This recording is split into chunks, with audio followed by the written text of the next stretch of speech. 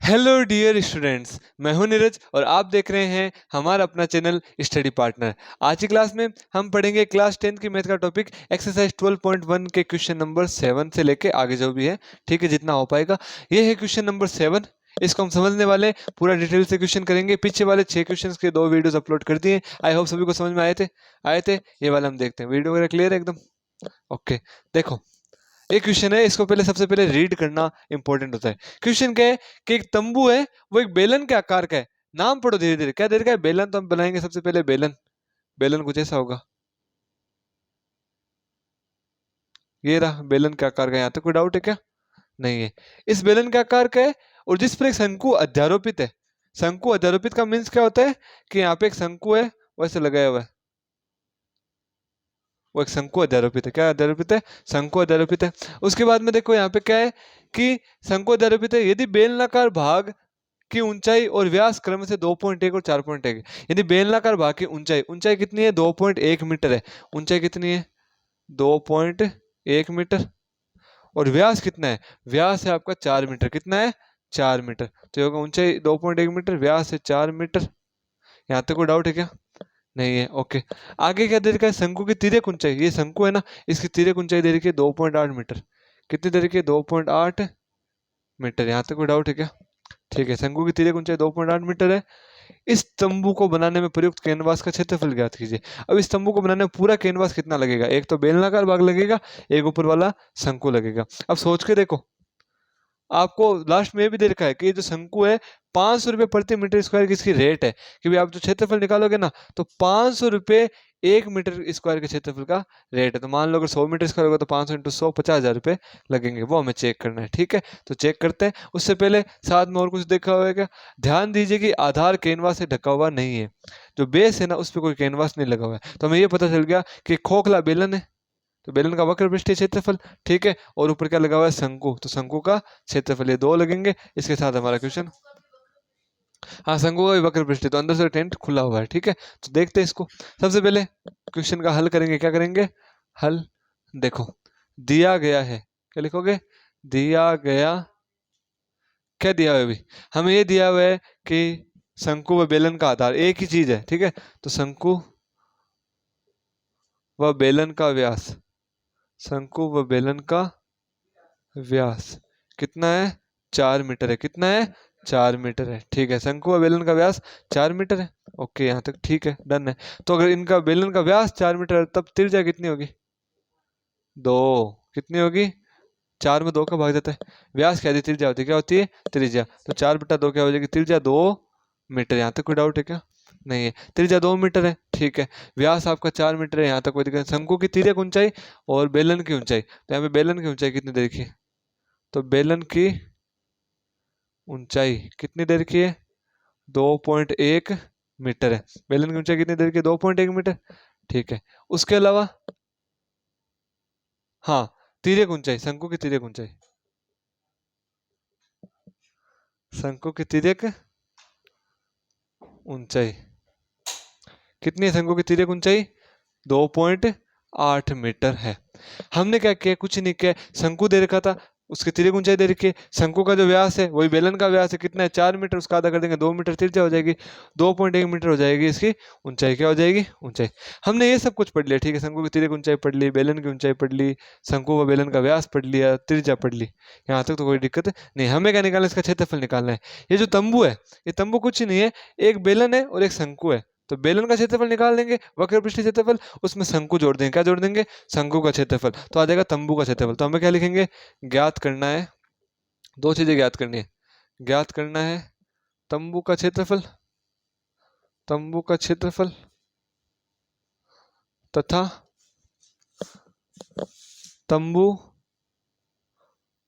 की लागत, ठीक है।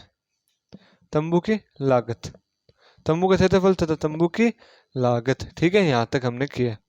देखो, ये निकालना है, तो अब करते हैं इसको शुरू। प्रश्न अनुसार क्या करते हैं? प्रश्न अनुसार। ओके, बहुत ही छोटा क्वेश्चन है। प्रश्न अनुसार करना है तंबू का क्षेत्रफल, ठीक है भव्य। तंबू का क्षेत्रफल, सोच के देखो, तंबू का क्षेत्रफल बना किससे? बेलन के क्षेत्रफल और ऊपर उसके शंकु, ठीक है। तो यहाँ पे क्या होगा, बेलन का क्षेत्रफल, बेलन का क्षेत्रफल प्लस शंकु का क्षेत्रफल। बेलन खोखला है तो वक्र पृष्ठीय क्षेत्रफल लगेगा, शंकु भी खोखला है तो वक्र पृष्ठीय क्षेत्रफल लगेगा। चूंकि हम जानते हैं बेलन का वक्र पृष्ठीय क्षेत्रफल होता है 2πr(h), कितना होता है 2πr(h), और बेलन वो शंकु का क्षेत्रफल कितना होता है πrl, कितना होता है πrl। ये हो गया πrl, इन दोनों में क्या कॉमन आ रहा है, πr और πr कॉमन आ रहा है, ले लो πr ब्रैकेट, 2 है h है तो इतना आ जाएगा 2h, प्लस का प्लस l है, यहाँ पे आ जाएगा l। यहाँ तक कोई डाउट है क्या? नहीं है। अब रख दो मान यहाँ पे, पाई का मान 22/7, r त्रिज्या कितनी है आपके 2, कितनी है 2, ब्रैकेट में 2 इंटू ऊंचाई, ऊंचाई कितनी है 2.1, प्लस त्रिज्या की ऊंचाई कितनी है 2 पॉइंट, यहाँ तक कोई डाउट है क्या? ओके, आगे इसको नोट करो, 22/7 गुणा 2 ब्रैकेट में 2 इंटू 2.1 कितना होता है 4.2, प्लस का 2.8, करते हैं इसको 22/7 गुणा 2 ब्रैकेट में 4.2 और 2.8 जुड़ के कितना बनता है 7, कितना बनता है 7, 4.2 और 2.8 को जोड़ के देख लो, यहाँ पे 0 हासिल लगी 1, 7.0 कितना बन जाएगा 7, तो यहाँ पे बन जाएगा 7, 7 से 7 कट गया, 2 गुणा 22 कितना होता है 44, कितना होता है 44 मीटर स्क्वायर। यह आया आपके कैनवास का क्षेत्रफल, किसका आया कैनवास का क्षेत्रफल 44 मीटर स्क्वायर। यहाँ तक कोई डाउट है क्या? ठीक है, बोर्ड पे देखते हैं, 44 मीटर स्क्वायर है कैनवास का क्षेत्रफल। ओके, अब यहाँ पे हम लिख देते हैं कैनवास की लागत, इसके नीचे कैनवास की लागत, वो तो आप बता ही सकते हो, कैनवास की लागत कुछ नहीं होगा 500 गुणा कैनवास का क्षेत्रफल, कैनवास का क्षेत्रफल करो 500, क्षेत्रफल कितना है 44, कितना आ जाएगा 22,000, कितना आ जाएगा 22,000 रुपये। ये हो गया आपका उत्तर, ये करना है, ठीक है। तो अतः कैनवास का क्षेत्रफल कितना होगा 44 मीटर स्क्वायर और लागत कितनी होगी 22,000, कितनी होगी 22,000। एक बार फिर से देखो हमने क्या किया, एक बेलनाकार था आपका, कोई भी बेलनाकार आपका एक तंबू था जिसके ऊपर क्या लगा हुआ है शंकु लगा हुआ है, क्या लगा हुआ है शंकु। शंकु की तिर्यक ऊंचाई 2.8, कितनी है 2.8, शंकु की ऊंचाई, बेलन की ऊंचाई 2.1, व्यास कितना है 4 मीटर। अब व्यास 4 मीटर, तिर्यक कितनी हो जाएगी 2 मीटर, ऊंचाई दो दे रखी है, सब कुछ दे रखा था, हमने क्या निकाला तंबू का क्षेत्रफल निकाला, क्या निकाला तंबू का क्षेत्रफल निकाला। तो तंबू का क्षेत्रफल निकालने के लिए हमने क्या किया, ये बेलन है इसमें शंकु का जोड़ देंगे, तो बेलन का क्षेत्रफल प्लस शंकु का क्षेत्रफल। बेलन का क्षेत्रफल होता है 2πr(h), कितना होता है 2πr(h), शंकु का क्षेत्रफल होता है πrl, कितना होता है πrl। तो πr into πr bracket 2 into h plus l का l, तो यहाँ पे करते हैं 22/7 इंटू 2, यहाँ पे देखो 2 इंटू ऊंचाई कितनी है 2.1 प्लस l का मान रख दिया 2.8, इनको गुणा करके जोड़ा, ये बना 7/7, 22 गुणा 2, 22 गुणा 2 कितना हुआ 44, कितना हुआ 44 मीटर स्क्वायर। इधर हमने क्या किया कैनवास की लागत निकाली, तो 500 को क्षेत्रफल से गुणा कर दिया, ये आपका उत्तर। यहाँ तक कोई डाउट है क्या? ये आपका एक प्रश्न कंप्लीट हो गया। अब इसके दूसरे पे आ जाओ, ये क्वेश्चन नंबर 8 है, ठीक है। इसको समझना कि ऊंचाई 2.4 और व्यास 1.4 वाला एक ठोस बेलन है, तो हमें मिल गया बेलन, ठीक है। इन्हें देख लो, एक हमने लिया बेलन, क्या लेंगे बेलन जिनका व्यास 1.4 मीटर है, कितना है सेंटीमीटर, ठीक है। ओके ना 0.7, ठीक है, वो आगे देख लेंगे। इसकी ऊंचाई दे रखी, इसकी ऊंचाई कितनी है 2.4 सेंटीमीटर, ठीक है। तो ऊंचाई 2.4 है, तो यहाँ पे लिख देंगे 2.4 सेंटीमीटर। यहाँ तक कोई डाउट है क्या? नहीं है। अब हम एक चीज सोचना, इसी ऊंचाई और इसी व्यास वाला एक शंक्वाकार खोल इसके अंदर काट लेते हैं, इसी ऊंचाई और इसी व्यास वाला शंक्वाकार खोल कैसे काटेंगे भाई, कि इतनी ऊंचाई उस शंकु की होगी, इसके अंदर एक छेद कर रहे हैं हम शंक्वाकार, तो कुछ ऐसा होगा, आया समझ में, व्यास वही होगा शंकु का और ऐसे छेद कर रहे हैं उसके अंदर, ठीक है, ड्रिल कर रहे हैं, तो इसका एक खोल निकाल के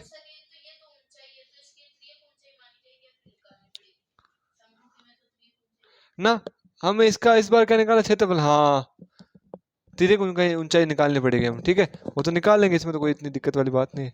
शंकु की तिर्यक ऊंचाई निकाल लेंगे, हमें क्या निकालना है पृष्ठीय क्षेत्रफल निकालना है, निकटतम। सोच के देखो आप, बेलन है तो बेलन को बार बार से टच कर सकते हैं, नीचे से भी टच कर सकते हैं, क्योंकि शंकु का किनारा यहाँ तक है, पूरा शंकु तो नहीं है ना, तो नीचे नीचे भी क्या होगा टच हो जाएगा, ऊपर से वो कट जाएगा, तो हम क्या करेंगे बेलन का पहले वक्र पृष्ठ क्षेत्रफल लेंगे, उसमें नीचे वाले वर्त का क्षेत्रफल जोड़ देंगे, और क्या जोड़ देंगे, अंदर भी टच कर सकते हैं इस बार। और अंदर कितने भाग को टच कर सकते हैं, शंकु वाले भाग को। कितने भाग को, शंकु आकार। नहीं आया समझ में, ठीक है। तो बेलन का वक्र पृष्ठ क्षेत्रफल प्लस वर्त का क्षेत्रफल प्लस शंकु का क्षेत्रफल, क्या निकालना पड़ेगा, शंकु का क्षेत्रफल। हाँ वैसे लास्ट में निकालो तो भी बेटर रहेगा, ठीक है। 2.47। हाँ चलो इसको करते हैं फटाफट, ठीक है। देखो हल सबसे पहले लिखते हैं दिया गया है, क्या लिखते हैं, दिया गया है। क्या दिया गया है, तो बेलन व शंकु की ऊंचाई, साथ में लिख लो ना, हमेशा इजी रहेगा। बेलन व शंकु की ऊंचाई कितनी है, बेलन व शंकु की ऊंचाई है 2.4 सेंटीमीटर। कितनी है, 2.4 सेंटीमीटर।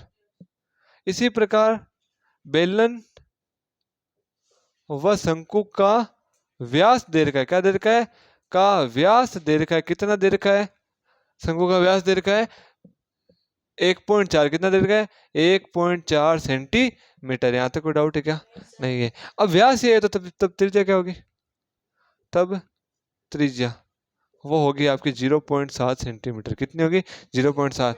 कैसे पता चला, 1.4 में 2 का भाग दे दिया, ये आया। अब देखो अब हमें क्या निकालना है, क्षेत्रफल निकालना है, ठीक है। तो ज्ञात करना है, ज्ञात करना है बचे ठोस का, ठीक है। ज्ञात करना है शेष बचे ठोस का क्षेत्रफल, शेष बचे ठोस का क्षेत्रफल। यहाँ तक कोई डाउट है क्या, नहीं है। शेष बचे ठोस का क्षेत्रफल ज्ञात करना है, चलिए ज्ञात करते हैं, बहुत ही ज्यादा इजी रहेगा हमारे लिए। ज्ञात करते हैं, देखो शेष बचे ठोस का क्षेत्रफल, ओके करते हैं। तो प्रश्नानुसार सबसे पहले लिखेंगे प्रश्न, इसको थोड़ा यहाँ पे लिख देते हैं, जगह मिल जाएगी। प्रश्नानुसार, प्रश्नानुसार क्या करेंगे, सबसे पहले हम जानते हैं शेष बचे ठोस का जो क्षेत्रफल होगा ना, शेष बच्चे ठोस का क्षेत्रफल वो किसके बराबर होगा, ठोस का क्षेत्रफल वो बराबर होगा आपके बेलन का वक्र पृष्ठ क्षेत्रफल, बाकी गोल वाला जो भाग जिसको हम टच कर सकते हैं, एक बेस और एक अंदर वाला भाग, ठीक है। तो हम लिखेंगे बेलन का वक्र पृष्ठ क्षेत्रफल, का वक्र पृष्ठीय क्षेत्रफल प्लस वृत्त का क्षेत्रफल, बीच वाला नीचे वाला बेस वृत्ताकार है, तो वृत्त का क्षेत्रफल प्लस शंकु का क्षेत्रफल। यहां तक कोई डाउट है क्या, नहीं है। तो करते हैं यहाँ पे, ठोस का क्षेत्रफल क्या आएगा, ये शेष, ये कह रहा है कि भाई हमने वो खोल काट लिया, अब बाकी जो बचा है ना, छेद अंदर वाला है 12, उसका क्षेत्रफल कितना होगा वो पूछ रहा है। तो शेष बचे का क्षेत्रफल क्या होगा, तब यहाँ पे लिख लेना शेष वाला लाइन वाला, ठीक है। शेष वाला लिख के फिर बराबर का चिन्ह लगाएंगे। बेलन का वक्र पृष्ठ क्षेत्रफल का सूत्र क्या होता है 2πr/h। वर्त का क्षेत्रफल का सूत्र क्या होता है πr²। शंकु का क्षेत्रफल कितना होता है πr/l। क्या होता है πr/l। इन सब में πr और πr कॉमन आ रहा है, ये काम बहुत इजी हो जाता है। नहीं तो क्या करोगे, समीकरण बना बना के लिखोगे, बहुत लफड़ा होगा। πr कॉमन ले लिया मैंने, ब्रैकेट में यहाँ बचेगा 2 और h क्या बचेगा 2h, यहाँ बचेगा r, यहाँ बचेगा l। यहाँ तक कोई डाउट है क्या। अब हम क्या करेंगे, यहाँ पे हमें चाहिए समीकरण, इसको नाम देते हैं 1। हमें चाहिए l का मान, क्या चाहिए l का मान, तो l होती है तिर्यक ऊंचाई। तब अब निकालते तिर्यक ऊंचाई, ये सूत्र बताएंगे मेरे को, भव्य बता तिर्यक ऊंचाई का सूत्र क्या होता है, l बराबर √ plus h²। Very good. r कितना है यहाँ पे, त्रिज्या है 0.7, इसका क्या कर देंगे स्क्वायर। ऊंचाई कितनी है 2.4, इसका क्या कर देंगे स्क्वायर। इसको और इजी वे में करने का एक तरीका होता है, 0.7 वाला ऐसे समझ में नहीं आया ना, पॉइंट हटा दो, नीचे लगा दो 10। कितना लगा दो, पॉइंट हटा दो, नीचे क्या लगा दो 10। यहाँ तक कोई डाउट है क्या, भाई 2.4 पॉइंट हटा दे, नीचे लग गया 10। यहाँ पे 0.7 पॉइंट हटा दे, नीचे क्या लग गया 10। अब देखो इंपॉर्टेंट चीज, 7 का स्क्वायर होता है 49, कितना होता है 10 का स्क्वायर 100, प्लस 24 का स्क्वायर कितना होता है 24 का स्क्वायर होता है 576, कितना होता है 576 बट्टा 100 का 100। यहाँ तक कोई डाउट है क्या, 100 और 100 का एलसीएम आ जाएगा 100, अंडर ऊपर लगा हुआ है, यहाँ पे लग जाएगा 49 प्लस 576, जोड़ो 576 49 को, कितना होता है 625 बट्टा 100 का 100। यहाँ तक कोई डाउट है क्या, इनको जोड़ा है मैंने। 625 का अंडर रूट कितना होता है 25, 100 का अंडर रूट 10, 10 का भाग दोगे कितना आएगा 2.5 सेंटीमीटर। यह आया एल का मान, एल का मान कितना आया 2.5 सेंटीमीटर। इसको कर दो डब्बे में बंद। यहाँ तक कोई डाउट है क्या? कितना दिख रहा है बोर्ड पे? ठीक है, अब इसको इतना सा यूज करना है। एल बराबर है 2.5 सेंटीमीटर। अब क्या लिखेंगे? अब एल का मान किस में रख दूं भाई? अब एल का मान समीकरण 1 में रखने पर, कहां पर रखने पर? 1 में रखने पर रखो एल का मान समीकरण 1 में। तो मैं यहाँ पे थोड़ा सा मिटा देता हूं। समीकरण 1 में रखो, किस पर रखो? समीकरण 1 में। ये रही समीकरण 1। क्या लिखा हुआ है? पाई आर, पहले पूरा उतार देते 2h आर प्लस एल। यहाँ तक तो कोई डाउट ही नहीं है। हमने क्या किया, इसको सूत्र से बनाया। इसमें एल का मान हमने निकाला इस सूत्र से, R square plus H square, जोड़ बाकी करी, गुणा भाग किया, अंडर रूट सोल्व किया, कितना आया 25/10 यानी 2.5 आया। अब यहाँ पे रख देते हैं मान। क्या रख देते हैं? मान। देखो पाई का मान होता है 22/7, कितना होता है? त्रिज्या है 0.7 है। यहाँ तक तो कोई डाउट नहीं। गुणा ब्रैकेट में 2, ऊंचाई कितनी है आपकी? ऊंचाई है आपकी 2.4, कितनी है 2.4, प्लस त्रिज्या कितनी है 0.7, प्लस ऊंचाई एल, या जो व्यतिरिक्त ऊंचाई एल कितनी है 2.5। यहाँ तक कोई डाउट है क्या? नहीं। अब इसको थोड़ा सा सोल्व अच्छे से करते हैं। इसको एक बार देख लो क्या आएगा। 22/7, पॉइंट हटाएंगे नीचे लग जाएगा 10। ये पॉइंट है नीचे क्या लगा दिया 10, गुणा 2 गुणा 2.4 कितना होता है? 2 गुणा 2.4 होता है 4.8, कितना होता है 4.8, प्लस 0.7 और 2.5 कितना होता है 3.2, कितना होता है 3.2। इसको और अच्छे से सोल्व करते हैं तो आएगा 22 देखो 7 से 7 कट रहा है, छोड़ दो, 22 ये आ जाएगा 10, गुणा 4.8 और 3.2 जोड़ो, 48 और 32 जुड़ के 80 होता है। तो वैसे 4.2 और 3.2 जुड़ के 8.0 हो जाएगा, यानी 8। यहाँ तक कोई डाउट है क्या? अब बस इनको गुणा कराना है, सोल्व करना है। 22 अट्ठे कितना होता है? ठीक है, 22 को 8 से गुणा करते हैं तो 168 आता है। कितना आता है ना? 168 नहीं आएगा, 176 आता है। ठीक है, 168 कंफ्यूजन हो गया। 176, 8 को अगर 22 से कराओगे ना, 8 को गुणा 176 बट्टा कितना आएगा 10 आएगा। कितना आएगा 10। 10 का 176 में भाग जाता है कितनी बार? 17.6 सेंटीमीटर स्क्वायर लगेगा, क्यूब लगेगा, क्योंकि हम क्षेत्रफल निकालते तो क्या लगता है स्क्वायर। ठीक है, अब अगले ने क्वेश्चन ये नहीं पूछा था कि आंसर क्या है, अगले ने कहा कि लगभग वाले को निकटतम मान में लिखो 17.6। आपको हमेशा ध्यान रखना है पॉइंट के बाद अगर 5 या उससे बड़ी संख्या हो, ठीक है, तो जो मान होता है ना वो अगली संख्या एक जुड़ जाती है। जैसे 17 है, पॉइंट के बाद 5 से बड़ी संख्या है 6, तो इसको हटा देंगे, एक जोड़ देंगे 17 में, 17 में एक जुड़ता है कितना बचता है 18। तो जो निकटतम मान होगा वो होगा 18 सेंटीमीटर स्क्वायर। यहाँ तक कोई डाउट है क्या? नहीं है। ठीक है, ये क्वेश्चन है।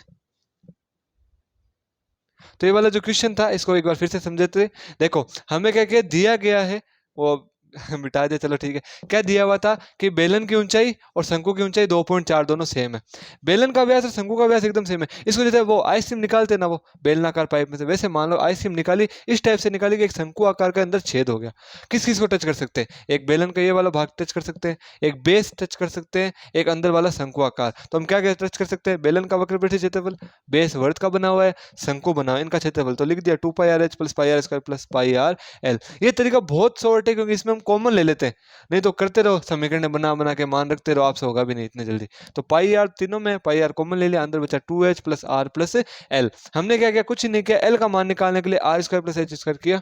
सोल्व करने का तरीका क्या बताया? पॉइंट हटाया, नीचे लग गया 10, इसको सोल्व किया 25/10 आया, उत्तर आएगा 2.5। हमने कुछ नहीं किया, बाद में इस एल का मान रख दिया समीकरण 1 में। यहाँ पे मान पुट किया 22/7 गुणा 0.7/10, तो पॉइंट हटाया तो 7/10 हो गया, गुणा 2 गुणा h कितना था 2.4, प्लस r कितना है 0.7, l कितना है 2.5। अब 22/7 गुणा 7/10, 7 से 7 कट गया, गुणा 4.8 + 3.2। अब देखो 22/10 गुणा 4.8 और 3.2 कितना होता है 8। 8 से काट भी दो, नहीं तो गुणा कर लो। 22 गुणा 8 कितना होता है 176/10। 10 का भाग दिया कितना है 17.6। हमें का निकटतम मान बताना है, तो 0.6 आया। तो पॉइंट के बाद अगर बड़ी संख्या होती है 5 से या 5 के बराबर, तो अगले में एक जुड़ जाता है। 17 में एक जुड़ा, कितना हो गया 18 सेंटीमीटर। यहाँ तक कोई डाउट है क्या? ओके तो आज की क्लास में हमने क्या पढ़ा? आज की क्लास में हमने क्वेश्चन नंबर 7 और 8 कंप्लीट किया 12.1 का। ठीक है, एक क्वेश्चन बच रहा है, उसको हम नेक्स्ट क्लास में कंप्लीट करेंगे, साथ में नई प्रश्नावली भी स्टार्ट कर देंगे। ठीक है, तो चलिए आज की क्लास में हमने जो पढ़ा आई थिंक आपको समझ में आया होगा। कोई भी अगर डाउट रह जाए, कोई छोटा मोटा डाउट हो, अगर चैट पे सॉल्व हो सकता है तो आप कमेंट कीजिएगा, वहीं पे सॉल्व कर देंगे। और कमेंट कीजिएगा, जो बड़ा डाउट भी होगा। तो आपका जो भी डाउट है अगर यहाँ पे सॉल्व नहीं हो पाता है चैट पे, तो आपके लिए एक स्पेशल क्लास संडे को रखी जाती है। जिस वीक आप डाउट भेजोगे उसके नेक्स्ट संडे को आपका वीडियो अपलोड कर दिया जाएगा। और अगर कोई भी और डाउट है जो बड़ा डाउट है, या फिर आपको कोई पिक वगैरह के साथ डाउट को शेयर करना है, तो आप मेल कर सकते हैं। मेल आईडी आपके डिस्क्रिप्शन बॉक्स में दी हुई है, studypartner44@gmail.com। अगर आज की क्लास समझ में आए तो प्लीज़ वीडियो को लाइक कीजिएगा, चैनल को सब्सक्राइब कीजिएगा, क्योंकि हम जो पूरा कोर्स को एक एक बच्चे तक मैं पहुंचाना चाह रहा हूं वो साकार हो सके। ठीक है, उसी के साथ मैं नीरज मिलता हूं आपको नेक्स्ट क्लास में, नेक्स्ट टॉपिक के साथ, नेक्स्ट लेवल जोश के साथ। तब तक के लिए थैंक्स फॉर वॉचिंग।